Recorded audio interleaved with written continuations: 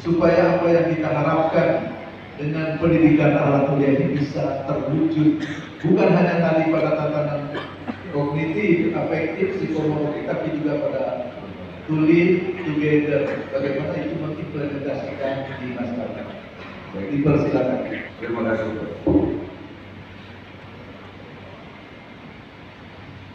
Desain pendidikan akhlak yang ideal berdasarkan perpaduan dua perspektif tersebut adalah beberapa elemen yang penting dalam desain pendidikan akhlak mulia. Jadi kita mau mencoba membuat negara hitam ceritanya, membuat negara yang berbasis kepada hitam. Yang pertama adalah integrasi kurikulum. Bagaimana akhlak sebagai mata kuliah yang tersendiri. Jadi supaya fokus mempelajari akhlak itu, sehingga penanaman nilai-nilai akhlak dalam setiap mata pelajaran itu memberikan ruang khusus untuk mempelajari teori praktek akhlak. Selanjutnya integrasi dalam semua mata pelajaran seperti dulu pernah terjadi waktu kurikulum 2013 atau singkat Kurtilas. Bagaimana penanaman nilai-nilai dalam setiap mata pelajaran sehingga mendorong kepada akhlak. Tetapi sekarang sudah merdeka, Pak. Pembelajaran yang inovatif, ada imagination more than knowledge. Mungkin kalau berdasarkan pengetahuan saja, maka akan muter di sana saja. Maka kalau kita ingin mendesain seperti itu harus berinovasi. Apalagi zaman sekarang, apalagi anak-anak sekarang ke masjid ogah, ketemu ajaran ogah, masuk pesantren terpaksa. Lalu bagaimana cara menanamkan ini? Maka kita harus membuat pembelajaran yang inovatif, pembelajaran yang berbasis masalah, pembelajaran yang kolaboratif, pembelajaran berbasis proyek, dan penggunaan teknologi. Ini kadang-kadang kelemahan kami para santri sarungan. Kalau maaf saya pakai sarung, saya ada izin ketua yayasan. Kami ini kalau yang sarungan begini ngerti, tapi untuk menyebarkannya bagaimana? Istilahnya potong sapi 1000, tidak satu pun orang yang meliput. Lain dengan mereka-mereka yang, mohon maaf lah, yang menggunakan teknologi, sapinya potongnya 1, medianya 100. Maka penggunaan teknologi ini sangat wajib kita pelajari. C. Penggunaan peran model. 1. Guru sebagai teladan. Ini teladan dalam bahasa Arab mungkin uswah. Kalau teladan dalam bahasa anak-anak itu jadi teladan edan. 2. Program monitoring. Yang selanjutnya inovasi dalam pemilihan tokoh panutan. Selanjutnya lingkungan belajar yang kondusif ini. Kadang-kadang kita mau baik tapi lingkungan kita tidak baik, jadi ujung-ujungnya ke bawah lingkungan. Jadi susah ngabingungan anak gitu. Nah, maka kita ciptakanlah lingkungan belajar yang kondusif, positive culture dan infrastruktur yang mendukung. Selanjutnya evaluasi komprehensif, aspek kognitif, afektif dan psikomotorik, mode evaluasi dan beragam. Tantangan dan solusi. Tantangannya perubahan zaman, nilai-nilai tradisional mungkin sulit diterapkan dalam konteks modern. Kadang-kadang merasa bahwa yang hikmah baulaan, yang sekarang mah tanpa hikam. Akhlak zaman dulu, sehingga kemarin ada anak muda malam kemarin yang ngomong sama saya, ngomongkan akhlak karimah mah zaman Rasul, itu waktu usung katanya begitu. Nah, saya pikir surga yang dibuat kalau di zaman Rasul adalah surga yang akan kita tempati pada hari ini juga. Nah, jadi akhlak mulia yang zaman dahulu, metodologi sufistik zaman dahulu kita buat, kita modernkan supaya sesuai dengan keadaan zaman. Dan yang masalah utamanya adalah kurangnya sumber daya dan juga perbedaan pendapat, dialog antar generasi, peningkatan fungsi guru dan implementasi industri yang lainnya. Mungkin itu yang kami sudah. Terima kasih Bapak Produs, luar biasa. Pak Rektor, saya sangat menikmati jawabannya. Dari jawaban ini belum ada di disertasi, nanti bisa jadi buku menyusun. Terima kasih. Assalamualaikum warahmatullahi wabarakatuh.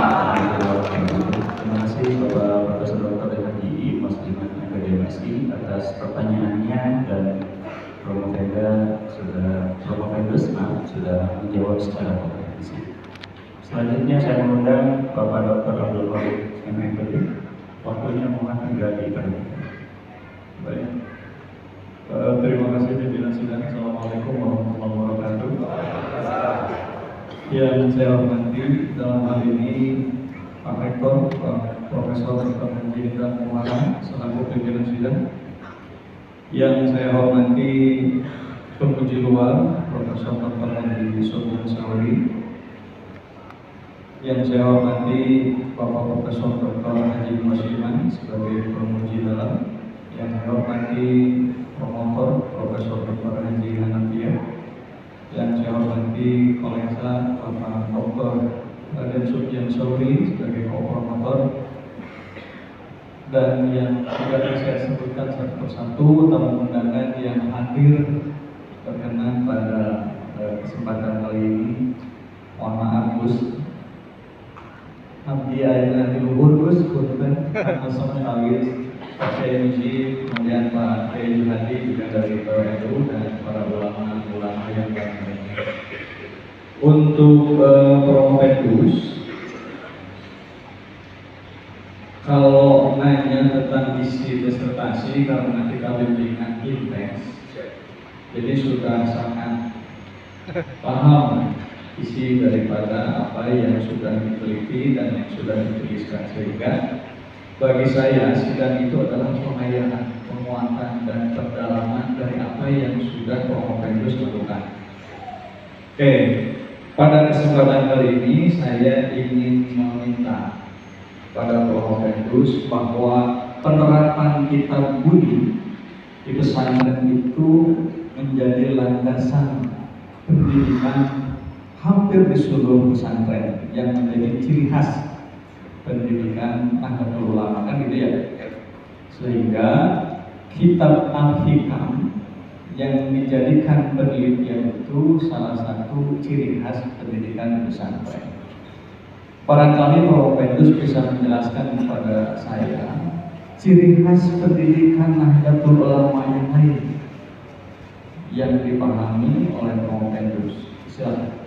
Baik, terima kasih.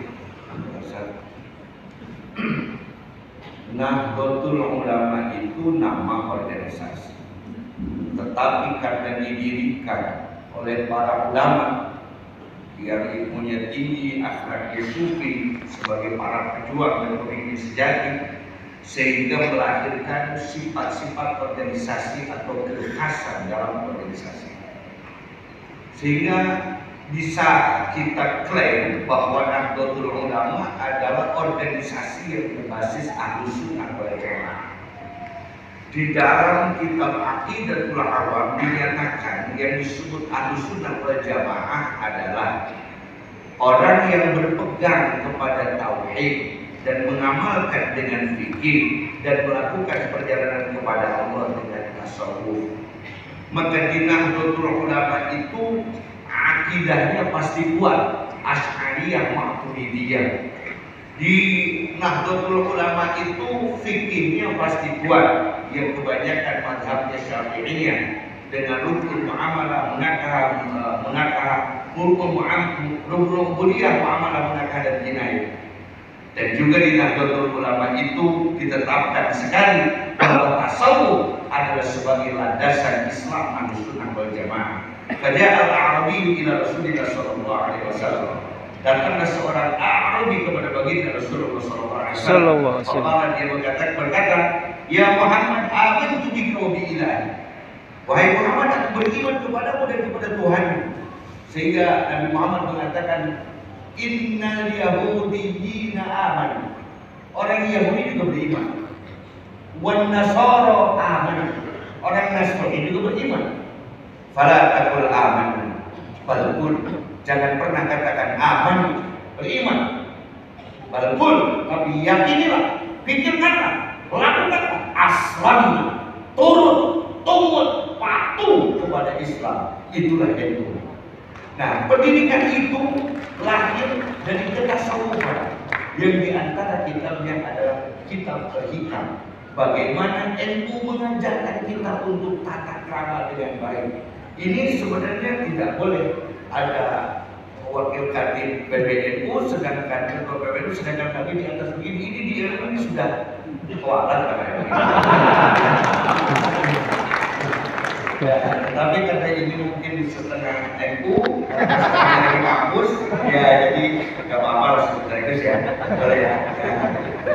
Sebenarnya nggak boleh seperti ini. Kami berdiri, Bapak duduk begini tidak sopan. Harusnya kami duduk di bawah. Itulah ini. Tetapi karena adab itulah kekuatan sebenarnya manusia timbul. Sehingga dengan akhlak itulah sehingga Indonesia bisa merdeka, Indonesia bisa terlepas dari penjajah. Karena kekuatan itu, wong pintar wakil, negara-negara orang pintar banyak. Syria hancur, Palestina hancur, negara-negara lain hancur karena pintar. Tapi wong berakhlak aneh, susah. Indonesia 350 tahun menjajah, orang pribumi dengan akhlak yang mampu bangkit sehingga kita menjadi bangsa yang merdeka.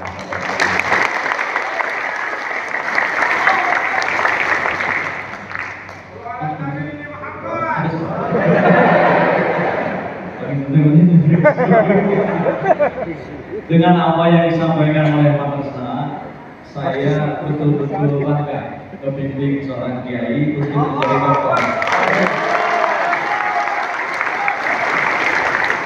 Karena saya juga pernah belajar dengan Pak Resa. Izin pimpinan, abdi ngiringan atau nuti uang. Mana wemut, lagapna gitu ya. Bismillahirrahmanirrahim. Alamun ke malakut kabarut lahu jasa kolku asiri olah tuntut rudismani rohani sultani kutsi orang terus berjuang lembus berdiri. Terima kasih Bapak Abdul Malik MPD atas pertanyaannya dan adabnya. Mudah-mudahan Bapak Sudian Sawi tidak diteruskan juga. Selanjutnya saya mengundang Bapak Dr. HR Sudian Sawi MPD waktu yang sama Bapak saya.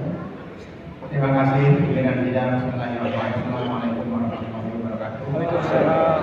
Yang saya hormati Profesor Adnan Komara sebagai pimpinan sidang sekaligus sebagai rektor UNIS. Yang saya hormati Profesor Dr. Muslim sebagai pembimbing dalam dan juga direktur SPS UNIS. Yang saya hormati Profesor Sudian Sawi MPD sebagai pembimbing luar. Yang saya hormati Profesor Hanafi MPD sebagai promotor, yang saya hormati Dr. Abdul Malik MPD sebagai anggota yang hadir. Kemudian hadirin yang kami muliakan, ini sangat luar biasa. Baru saya menguji jadi deg-degan. Kenapa? Yang hadir 700. Kemudian ada PWN, ada ketua pembina, biasanya ada ketua badan pengurus, luar biasa.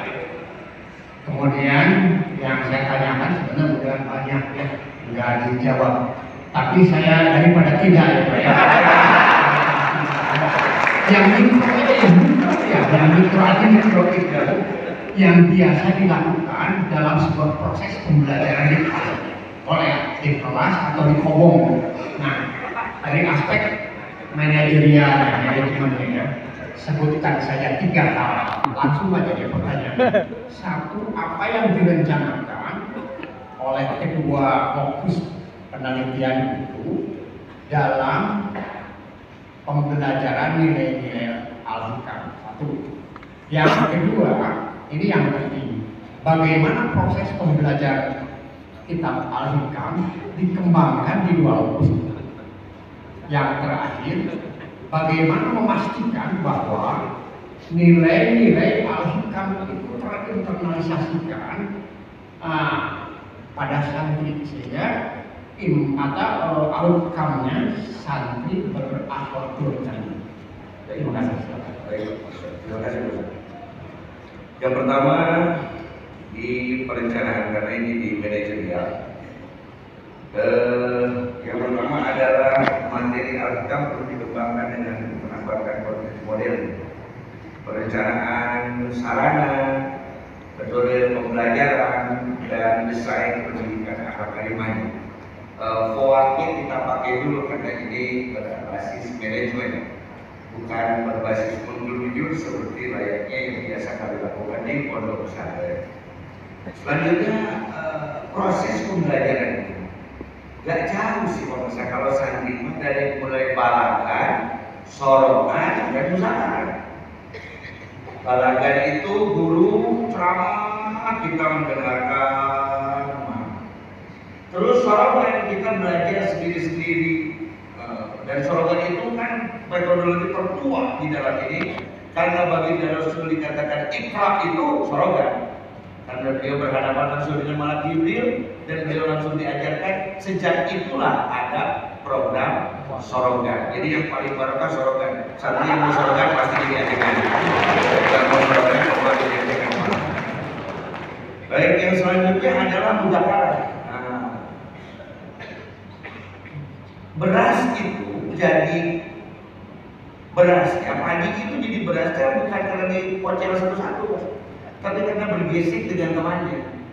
Santri juga kalau dia tidak mau bergesek dengan temannya, muzakarah, berdiskusi tentang apa yang diajarkan, maka pemahamannya tidak akan luas. Seperti itu proses pembelajarannya. Terus bagaimana cara memastikan? Yang pertama dari penilaian pemahaman, santri dapat dinilai melalui partisipasi dalam diskusi kelompok, mana mereka diskusikan babak tertentu, dan kita lihat sejauh mana pemahaman mereka dulu tentang al-hikam dari diskusi-diskusi yang mereka lakukan. Yang kedua penilaian lapangan, kita lihat dulu ini jangan-jangan dia ngomong sabar tapi sambil marah-marah. Dia ngomong tawakal tapi sambil nangis-nangis sama orang tuanya. Kita lihat di lapangan apakah dia sudah mulai menerapkan hikam tersebut. Yang ketiga adalah sistem penilaian dalam dia bergabung dengan orang lain atau together itu, bagaimana dia bisa mewarnai setiap apa yang dia masuki supaya membawa berwarna akhlak karimah dari kita. Itu terima kasih.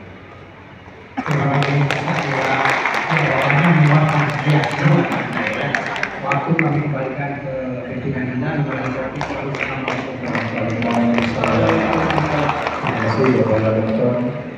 Kak Supriya Saudi MPD atas pertanyaannya. Selanjutnya saya mengundang Wakil Promotor Bapak Profesor Dr. Hadi Hamadian MPD. Wakil Assalamualaikum warahmatullahi wabarakatuh. Assalamualaikum warahmatullahi wabarakatuh. Yang terhormat pimpinan sidang Bapak Rektor Universitas, yang terhormat Bapak Ketua Pimpinan Yayasan, yang terhormat Bapak Yayasan, kemudian yang terhormat Bapak Direktur Pasca, yang terhormat Pembimbing Bapak Profesor Dr. kemudian Bapak Profesor Dr. yang terhormat juga Bapak Dr. Sofian Sawi dan Dr. Abdul Malik. Dan yang saya banggakan Bapak Kiai Haji Aan. Ini saya kira saya tidak salah membimbing Pak Kiai Aan, sehingga saya mendapatkan pembinaan akhlak yang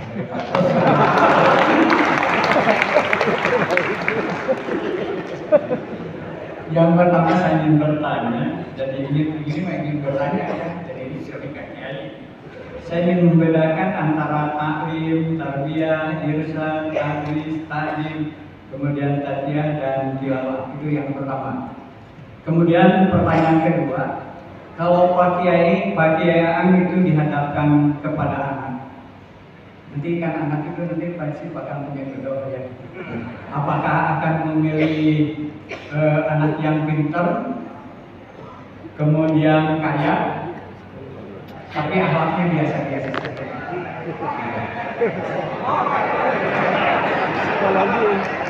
Kemudian yang kedua, apakah yang kedua anaknya pintar, anak orang miskin, tetapi akhlaknya bagus. Silakan jawab. Baik, terima kasih pertanyaan yang tips. Yang pertama tadi pertanyaannya agak terlalu cepat antara taklid, tadris, talbiyah dan talbiyah.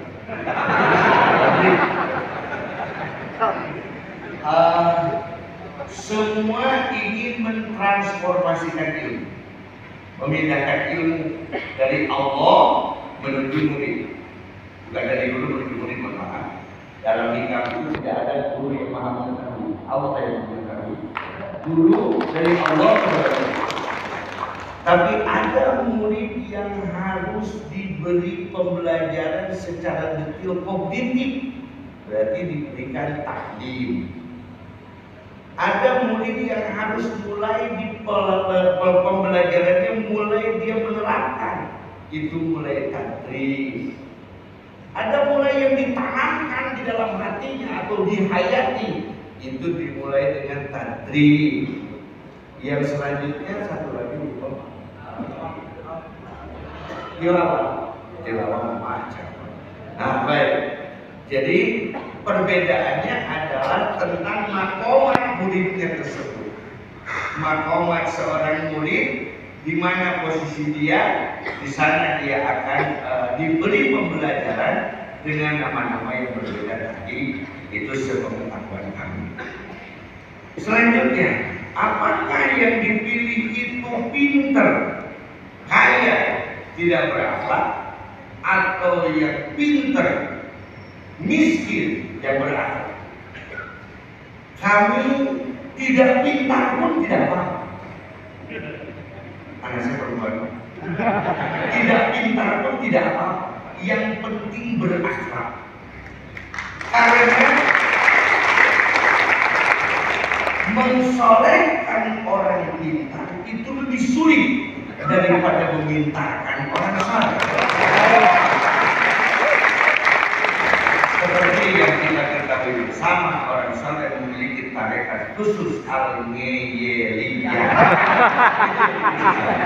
Jadi lebih baik yang nurut, berakhlak baik, bukan nurut mati tapi berakhlak baik daripada yang minter seperti itu. Terima kasih. Saya kira cukup. Kalau kedua saya menurut saya berani bertanya. Kalau balik melakukan kembali, wassalamualaikum warahmatullahi wabarakatuh. Langsung ditutup. Lalu Yang di atas pertanyaannya, waduh di Udinus yang namanya ujian ditepuk tangan. Saya kebetulan Gus mau jadi UI di Pajajaran, di Unpas, di UPI, jadi tidak semeriah di Udinus.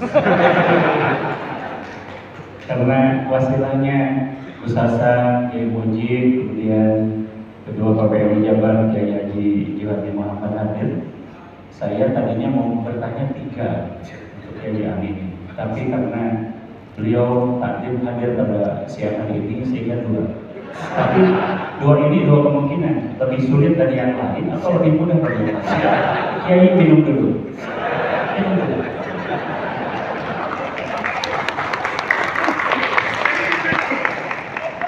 Baik, cermati apa yang saya sampaikan. Jumlah pesantren di Indonesia ini pada tahun 2023-2024 sekitar 39.551 pesantren dengan jumlah santri 4,9 juta. Fungsi pesantren yang pertama adalah sebagai lingkungan spiritual dan sufisme. Tadi sudah dibahas oleh Kiai. Yang kedua, pesantren sebagai lembaga dakwah. Yang ketiga, pesantren sebagai penjaga budaya, serta peran-peran sosial pesantren. Bagaimana analisa Prof. Firdaus terhadap 4 hal ini? Silakan. Alhamdulillah, bersyukur alhamdulillah kita diam di satu negara yang banyak pondok pesantren. Tadi berjumlah 4,9 juta. Dengan adanya pondok pesantren itu, maka pesantren sebagai lingkungan spiritual, berdoa, ibadah bareng-bareng, sehingga rujukan untuk orang-orang warga masyarakat yang meninggal juga. Kalau meninggal biasanya yang pertama dikasih tahu itu pesantren dan santri itu dapat peringatan bisa. Sebagai pusat spiritual. Sufisme itu tidak semua pondok pesantren. Ada sufi boleh, sufisme belum tentu. Karena satu pondok bisa menjadi pusat sufi kalau dia memiliki silsilah yang musalsalatun ila Rasulillah, sehingga cahaya yang diturunkan dari Allah melalui Rasulullah, melalui para guru-guru mursyid sampai kepada kiai tersebut, dan kiai tersebut menjadi penerang. Inna arsalna syahidan wa mubasyiran wa nadhiran wa sirajan munira. Jadi cahaya sufi di satu pondok adalah tugas seorang ulama menjadi sirajan munir. Selanjutnya pesantren sebagai lembaga dakwah. Memang pusat dakwah, pendidikan dakwah itu selayaknya di pondok pesantren. Tetapi ini mohon maaf juga peringatan kepada kita, sahabat-sahabat dari NU, bahwa sekarang yang sudah menjadi tempat-tempat dakwah itu justru bahkan bukan NU. Yang NU malah tidak mengajarkan dakwah ke NU-an, bahkan yang bukan NU mengajarkan dakwah. Maka kita akan naikkan lagi volumenya. Pesantren sebagai penjaga budaya. Penjaga budaya itu budaya pondok pesantren, budaya tradisi ketimuran, budaya tradisi Indonesia. Bahkan kalau Pak Profesor main ke Armada 2 yang ada di Surabaya, saya katakan inilah angkatan laut yang berpola pondok pesantren, karena ada angkat umumnya. Karena angkat umum itu ternyata ada di pondok pesantren. Kalau mahasiswa minus ketemu profesor nyerang pondok begini. Nah, mungkin nggak tahu Bapak Profesor di luar mungkin bagaimana kalau ketemu dengan mahasiswa di kampus lain, mungkin begitu saja. Atau mungkin saya saja kepada profesor. Nah begitu, karena pesantren sebagai pusat budaya serta peran sosial pesantren. Maka pesantren ini kalau sudah ada masalah, ini pasti akan yang paling depan. Gempa bumi larinya ke pondok pesantren, banjir larinya ke pondok pesantren. Maka banyak polemik, tapi memang sosial paling menarik. Ini yang belum cecek karena satu negara ada yang kiai. Satu lagi pertanyaan saya ya. Baik, derajat dan kualitas kekiaian seseorang dapat diukur dari parameter sosiologis. Saya baca di bukunya Abu Bakar Aceh 1957 dengan judul Tradisi Timur Tengah, yakni pemimpin kelompok aliran sufi. Itu ada 4 kategori kelompok medis. Yang pertama adalah faktor pengetahuan, yang kedua faktor kesalehan, yang ketiga faktor keturunan, dan yang terakhir adalah faktor santri. Silakan analisa keempat hal tersebut. Terima kasih. Ini karena disebut Timur Tengah, mungkin karena datangnya dari baginda Rasulullah SAW. Ajengan itu, kiai itu, pondok pesantren itu, pertama yang diukur ngajinya ngaji apa? Bisa ngaji jurumiyah saja 15 tahun dan bisa bikin kitab seperti pondok pesantren itu. Ngaji di sana, kitabnya hanya jurumiyah 15 tahun, tapi pulang bisa bikin pondok, bisa bikin kitab lagi. Nah, tapi orang akan mengukur kitab yang dipelajarinya kitab apa, ngajinya kumaha. Maka pengetahuan seorang kiai tentang ilmu itu yang akan menjadi daya tarik anak-anak santri dan juga jamaah untuk datang ke pondok pesantren tersebut. Dari pondok bari kumple mah pada melayani roh sama dengan pondok. Yang kedua faktor kesalehan. Seorang ulama, seorang kiai itu harus mengadopsi baginda Rasul. Pintar, mulia, hebat, tapi saleh. Nah, jangan mengadopsi pamannya Rasul. pinter, mulia, tapi tidak soleh Abu Lahab Abu Jahal. Kan bedanya antara paman dengan keponakan saja. Bukan berarti keponakan saya soal saya tidak. Kesalehan. Maka faktor kesalehan dia ini gak hafal, istilah mereka hafal, warok, api ini yang akan menjadi juga faktor yang kedua. Yang ketiga, faktor keturunan ini yang hebat. Saya ini sebenarnya tidak jago ngaji, Pak. Tapi karena din kiai ya jadinya kiai. Mungkin kalau saya din Gus Dur sekarang jadi ketua PBNU. Jadi waktu itu karena memang harus dilihat ini kayu dari mana. Maka yang selanjutnya faktor murid ada gula, ada semut. Kalau kiainya sudah semanis gula, dia akan didatangi semut.